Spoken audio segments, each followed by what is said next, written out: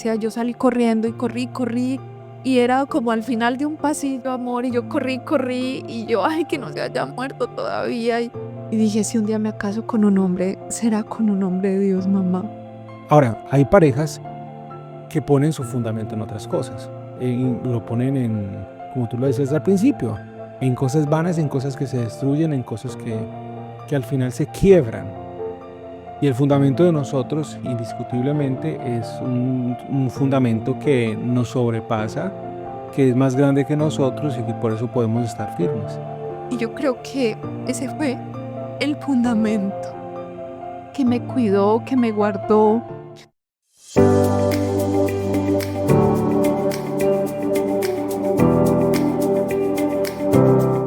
Hola, bienvenidos a este cuarto episodio de ese podcast Salvemos lo Nuestro. Yo soy Jaime Yo soy Paula. y bueno, hemos venido como hablando de muchos temas que toca fibras, que nos llenan. Y nuestro último podcast, si no lo ha escuchado, por favor búsquelo, que sé que puede darle muchas respuestas a su vida. Pero obviamente en el caminar, y quienes nos conocen nos preguntan de dónde, cómo, de qué manera sacan fuerzas, o sea, cómo no se derriban ante algunas circunstancias de la vida. Y es donde nosotros tenemos que decir de que hay algo ahí. Y es el tema de hoy. ¿Cuál es el tema de hoy?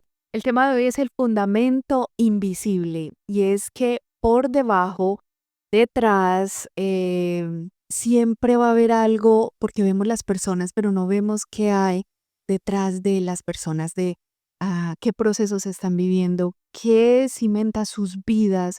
Es como aquellos árboles frondosos que los vemos muy bellos, pero dentro hay unas raíces profundas y hacen de que se sostengan esos árboles. Entonces hoy vamos a hablar de ese fundamento invisible que ha sido significativo para nosotros y que ha sido trascendental en nuestras vidas, en nuestra relación de matrimonio, nuestra familia y en nuestro ministerio. Mira, para, no sé si compartimos esta idea, y es que para cualquier cosa que uno haga, una empresa, una familia, estudiar, emigrar, emprender algo, un ministerio, todo necesita como una columna o múltiples columnas, dependiendo de las circunstancias, porque las adversidades y las cosas van a llegar. O sea, los problemas van a llegar de una u otra manera.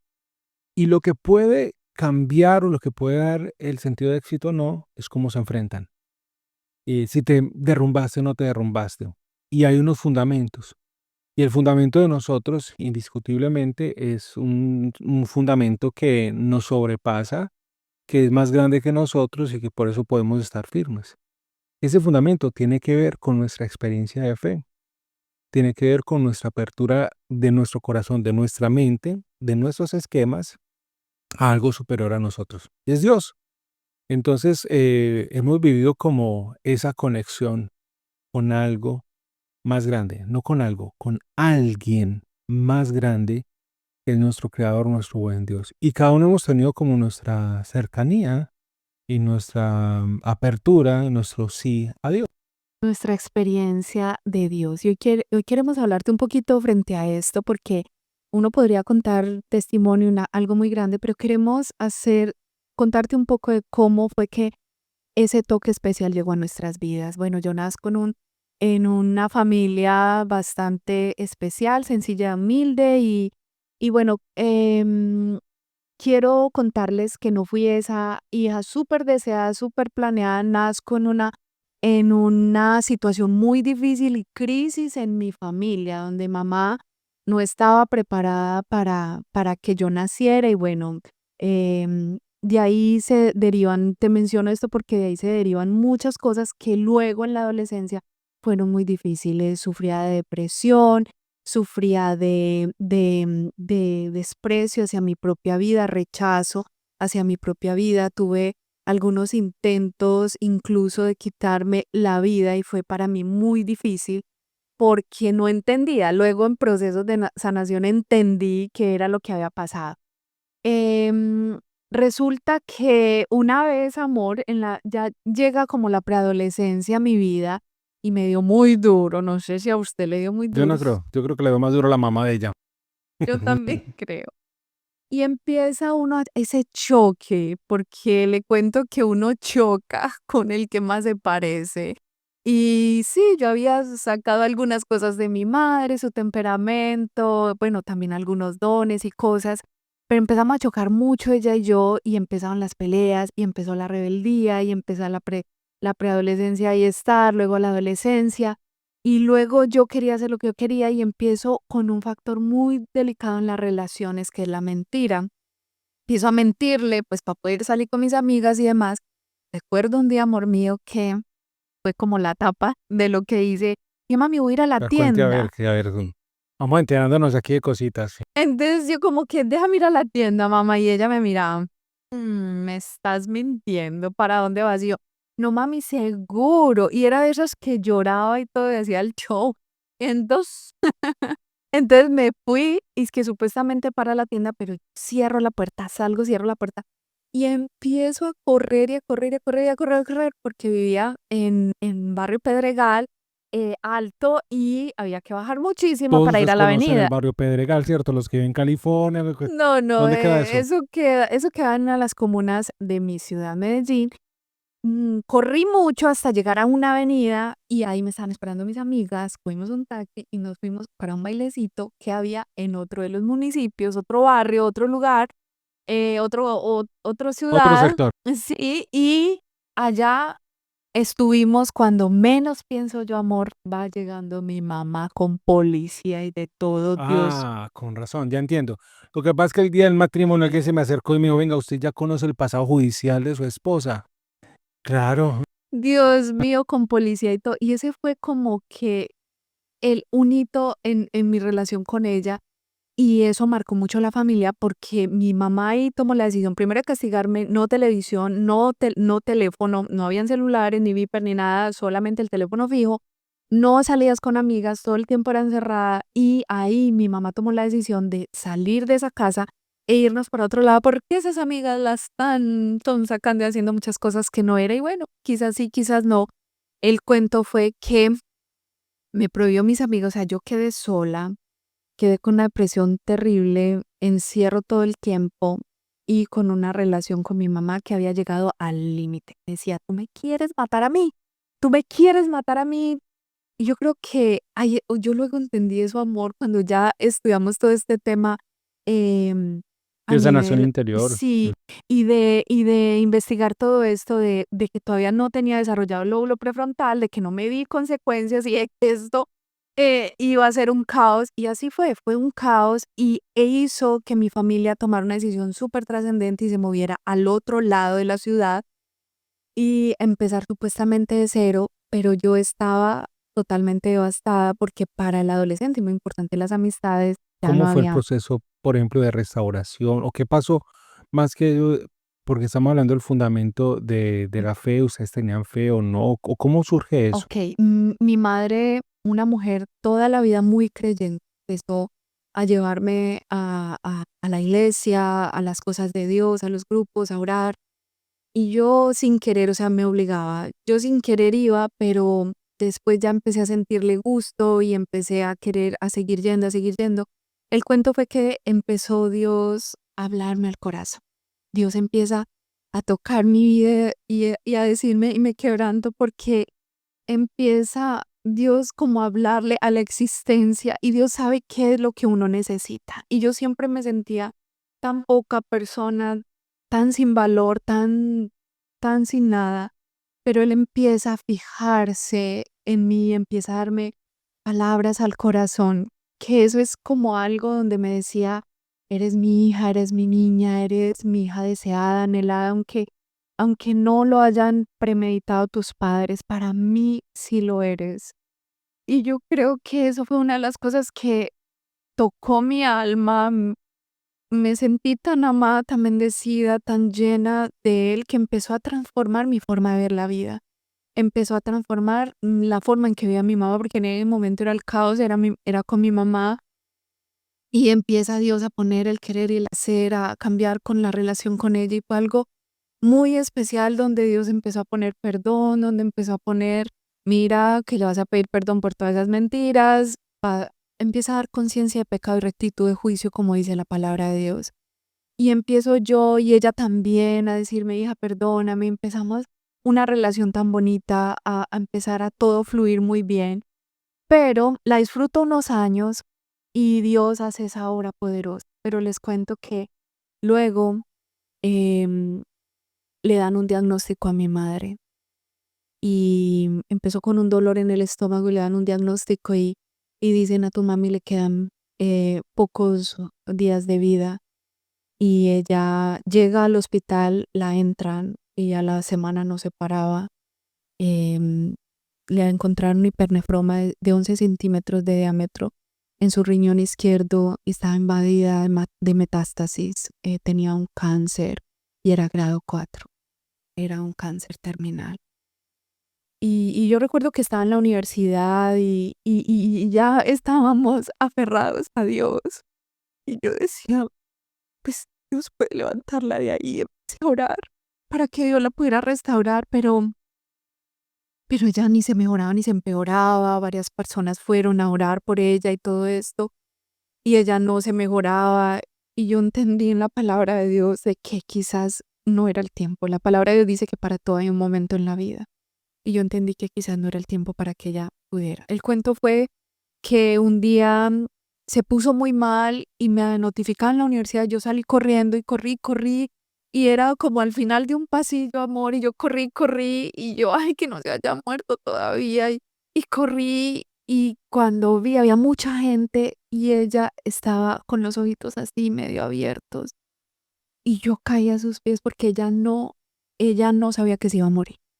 Em, entonces estaba viva y ¿Y qué edad tenías en ese momento? yo tenía 19 añitos Ajá. y ella tenía 54, muy Ujú. joven. Y yo empecé a decirle, mami, gracias por todo. O sea, ella ya me había perdonado, ya habíamos disfrutado la vida juntas, pero ya eran como un tiempo de cierre.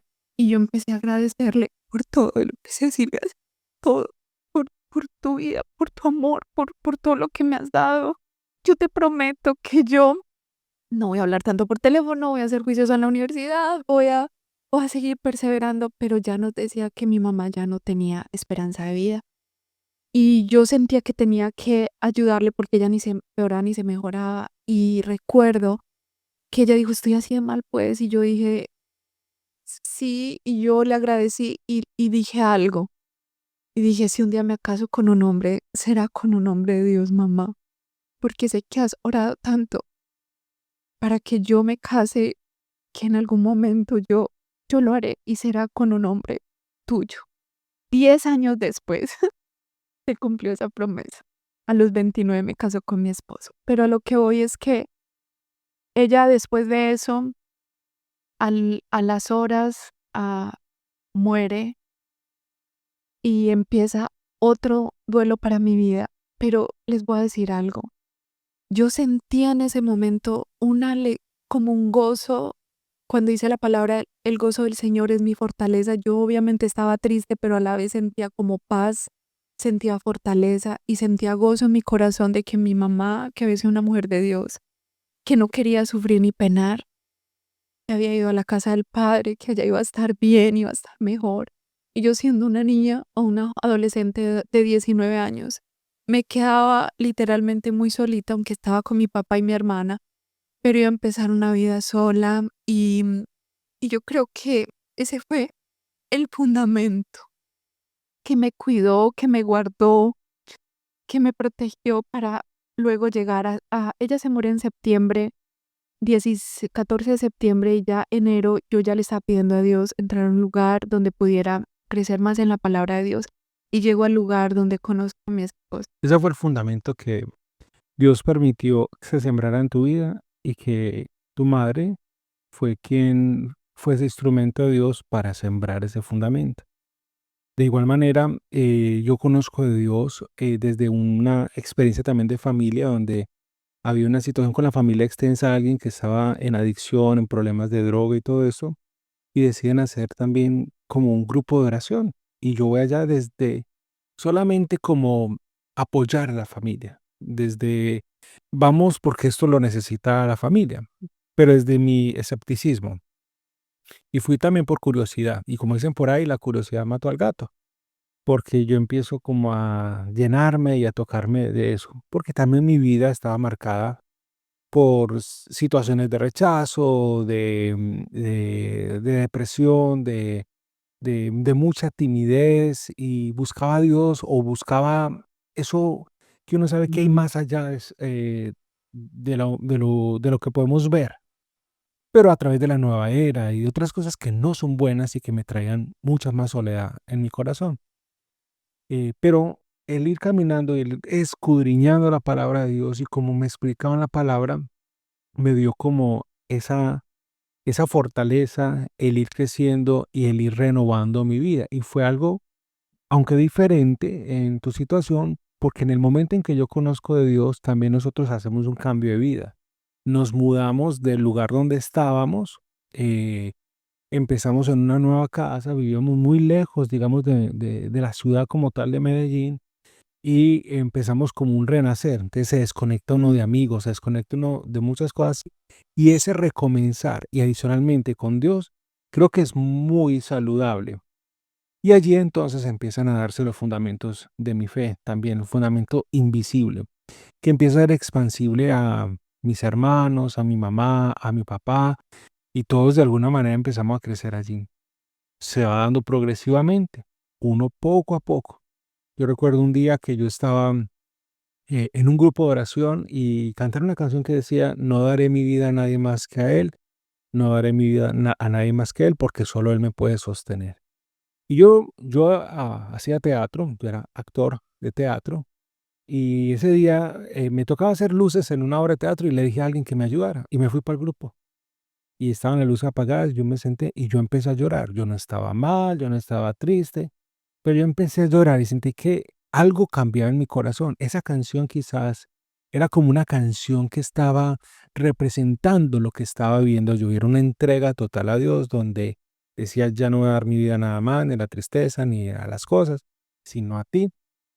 Y desde ese punto, que era creo que en el 95 aproximadamente, 96, hasta esta época, mi vida ha sido completamente constante en sus bemoles y sostenidos, pero en ese caminar constante con Dios. Y ese es el fundamento de nuestra fe, lo que nos ha ayudado a mantenernos firmes, a seguir enfrentando las crisis, los problemas, las dificultades, porque sabemos de que hay una promesa em, que digamos que nos llena a nosotros como de que, aunque todo eso pase, aunque, como decía el apóstol San Pablo, que la tristeza, la persecución, ninguna fuerza podrá arrebatarnos o quitarnos el amor de Dios. Y sabemos que hay algo más después de eso. Y eso es lo que nos permite a nosotros mantenernos firmes. Ahora, hay parejas que ponen su fundamento en otras cosas. It's Y lo ponen en, como tú lo decías al principio, en cosas vanas, en cosas que se destruyen, en cosas que al final se quiebran en una visión de vida fantasiosa y cuando pierden, porque ponen expectativas en una historia romántica. De hecho, hay gente que se enamora más del amor que de la persona que está ahí. O sea, hay personas que se enamoran de sentirse enamorados. Y cuando ponen sus expectativas en que es un gran hombre, una gran mujer y que eso les va a llenar el corazón, se quiebran. La escritura dice, maldito el hombre que confía en el hombre, porque como seres humanos fallamos muchas veces. Pero quien pone su fundamento en Dios, a pesar de la adversidad, va a mantenerse firme. firme. Entonces, hay parejas que pueden estar poniendo su fundamento en su empresa, su fundamento en el dinero, en la belleza, en no sé, tantas cosas, inclusive en su pareja como tal. Y la idea es que pienses en algo que sea trascendente, que no sea finito, ni que se termine, ni que se muera, ni se acabe. Y ahí es donde estará la permanencia, donde en los momentos de mayor caos vendrá y sostendrá. La palabra de Dios dice en Juan 15:5 que si permanecemos unidos a Él, que si somos fieles a Él, pidan lo que quieran y se les dará, pero también más adelante hablará de que Él nos ha escogido a nosotros, de que nosotros no lo hemos escogido a Él, sino que Él nos ha escogido a nosotros y nos ha hecho un llamado de dar fruto y fruto en abundancia. Y luego dice, y este es el mandato que yo les doy, ámense unos a otros como yo os he amado. Y ese fruto del amor es lo que nosotros entendimos de que ese amor, entendiendo de que Dios es amor y de que nuestro amor está sustentado en Él, entonces pues que dé el fruto que deba de dar. Y Dios te sostiene, te da nuevas fuerzas, Dios te hace un ser sobrenatural, te da esperanza, te da fe, te da paciencia, te da calma. Se altera todo lo que tú y yo necesitamos para salir adelante y perseverar hasta el último momento de nuestra existencia. Queremos invitarte a que quizás hoy estés enfrentando retos, dificultades, y digas, pero es que ya llevamos mucho tiempo de matrimonio en esta relación y creemos que se va a caer, de que ya no va a continuar. Nunca es tarde para buscar a Dios y poner tu vida en ese cimiento, en esa base que es fuerte. Lo demás va a caer. De ahí el primer principio de los mandamientos, amar a Dios sobre todas las cosas. No porque Él necesite ser amado, sino porque si no lo tienes a Él como fundamento, como tu primer amor, habrá algo más que ocupe ese lugar. Y cualquier cosa que ocupe ese lugar te va a fallar, va a caer, se va a destruir o no te va a servir en un momento dado. Pero Dios es inmutable, Él siempre te va a ayudar. Pon ese fundamento que nadie ve, que es invisible, en medio de tus retos, de tus dificultades, y Dios los va a sacar adelante. Hemos llegado a este fin de este cuarto episodio y el próximo creo que va a ser bien interesante. Ay, si no se lo pierdan, que va a estar muy, muy, muy interesante. Recordemos que en Salvemos lo Nuestro creemos en la restauración de las parejas.